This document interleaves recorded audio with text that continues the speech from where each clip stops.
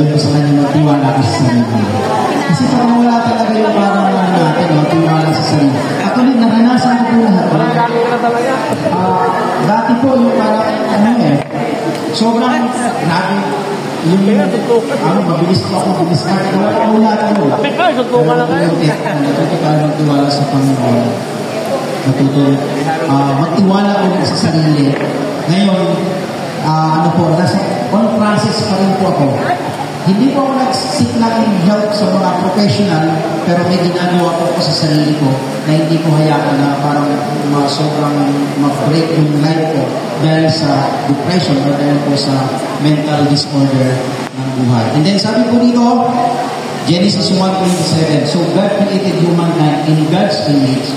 In the image of God, He created them, male and female, He created them. So, ibig sabihin, perfect po yung pagkagawa sa atin ng Diyos. Alam naman siguro natin, naniniwala tayo lahat na nagmula tayo sa Diyos. So, ibig sabihin, perfect, pero dahil pumasok yung sin, pero kaya i-restore ni God at matuto tayo ulit magtiwala sa sarili po natin. And then, ito po yun. May good news pa po ako. This year, December, January, matatapos na po ako doon sa parang 4 na unit, yung 2 unit na nasira. Yung adventure ko hindi pa napagawa, pero matatapos na po ng mahulugan yung NB350, yung Mirage. Mahawakan ko na po yung original ng RCI. Pero tingnan po natin, kung sumuko ako, kung nawala yung pananampalataya ko sa Panginoon, kung nawala yung pagtitiwala ko sa sarili ko, hindi ko po mararating ito. Sabi ko, 1 taon na lang. Sabi ko, magiging milyonary na ako. Kasi milyon po yung halaga ng ban. Ilang years. Almost 5 years po. Hindi po madali. So, ano ba yung mga realization yan? Ngayon, sabi ko, bibilang ko na sasakyan sa susunod para cash na, para yung medyo, na. So ngayon, magpapasalamat ako sa Panginoon kasi nga, sobrang ang laking bagay, yung pagtitiwala. And then, yung asawa ko po, sabi ko, nag-decide po kami, balik ka na ulit sa work, maghanap ka na, gusto niya asawa ko balik ka sa work. And then, nagbagong isip, nag-apply sa ibang company, hired ako siya sa isang company, namit na ulit yung dati ng kakilala. And then, ito po yung brown light. Sobrang blessing po itong this year sa amin. Wala po kami nilabas na capital. Naglabas po ng capital yung nag-finance po sa amin na almost parang 6.5 or to 8 million para sa mga product. Kami po ang nag-manage, wala pa pag nilabas na pera, kahit simple, kami po nag-manage ng company. Pero sabi ko, kung hindi kami naging matatag doon sa mga sitwasyon na yun, kung hindi kami nagtiwala sa sarili namin, wala po ito.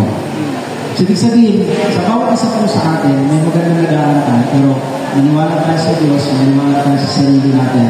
And, pangatlo, connect po tayo sa iba.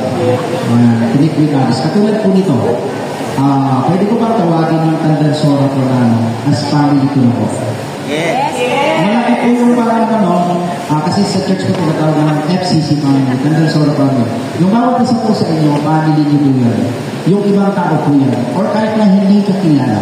Malaki pa lang bagay, yung about kay God, about sa sarili mo, at kasama ng pamilya mo, at kasama po yung sa ibang tao. Sabi po dito sa Romans 12:5, so in Christ we, though many, form one body, and each member belongs to one or to all the others. So parang tinitingnan kasi na ang God ng church as tayo, same head, yung katawan po iba-ibang part, yung iba-ibang part po na tayo yung hatol.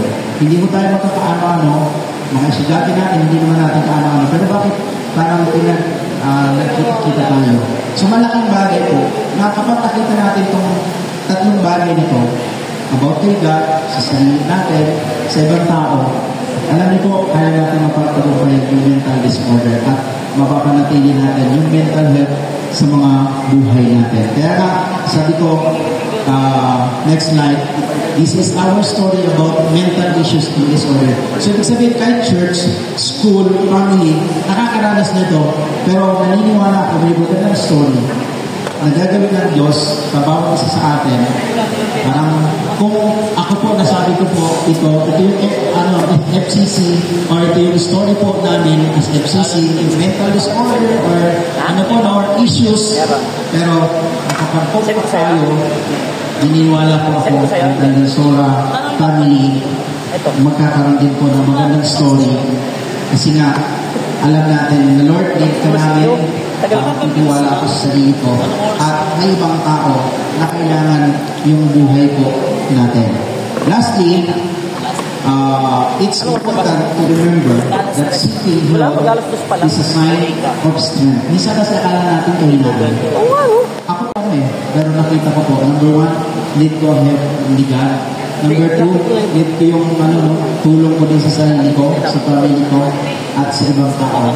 Kaya, totoo po, hanggang ngayon may mabigat, hanggang ngayon may depression, or sabihin, may mental disorder, pero salamat kasi hindi kahit pa paano, nagpapasalamat tayo kasi mas nakita ko na doon sa mga mahirap na sitwasyon, may ginagawa ang Diyos na miracle, may ginagawa si God na mas great things din na sa life natin at hindi pa po tapos yung story.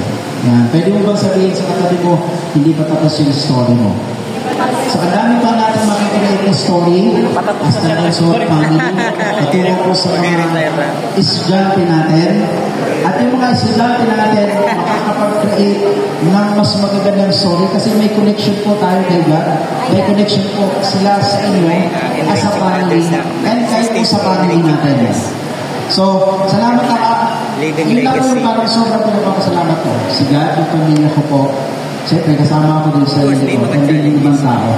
Kung hindi ko po nakita yung FCC family, yung family ko, si God, yung family ko, tsaka yung FCC family, or kasama ko ang Dalisora family, pwede po talaga umayon na ako sa mga salamat kasi kahit may mga mental disorder tayo, or issues, kasi hindi natin pwede sabihin na, hindi, exempted ako yan, kaya ko to, hindi tayo exempted. Kasi si God mismo nagsabi, sabi nga sa mundo nito, parang sobrang, nandun po yung maraming focus, pero sabi ni God, take heart, or sabi lakasan mo ang loob kasi si God na pagtagumpay na yung mundo pong ito.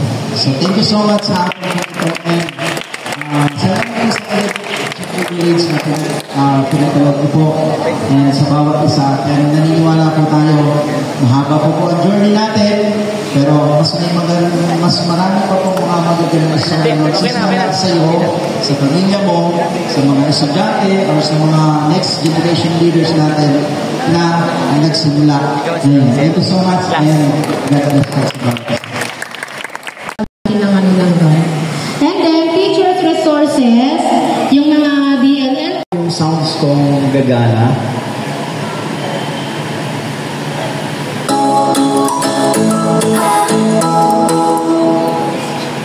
Sabay na volume.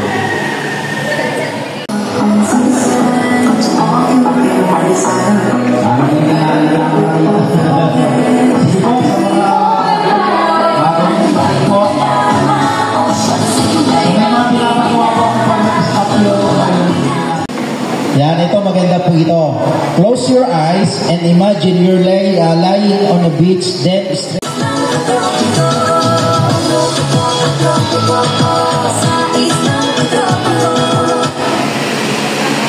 okay, act like you're having the most relaxing cup of coffee or tea.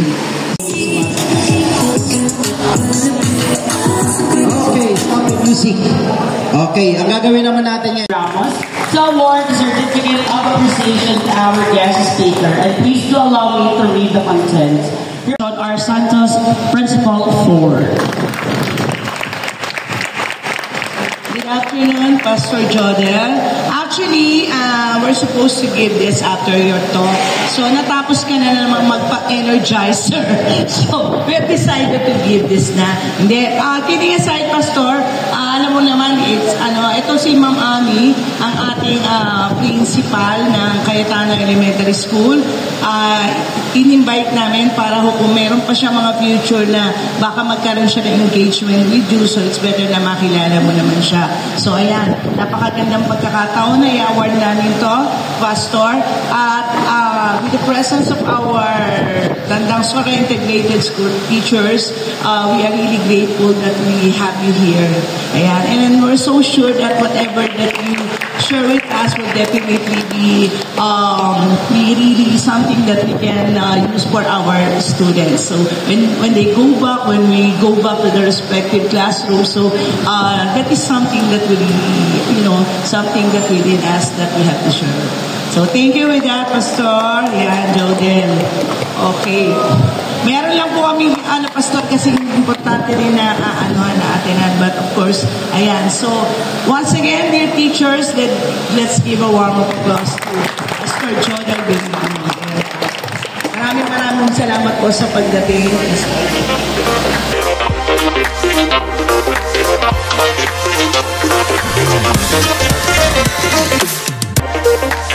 My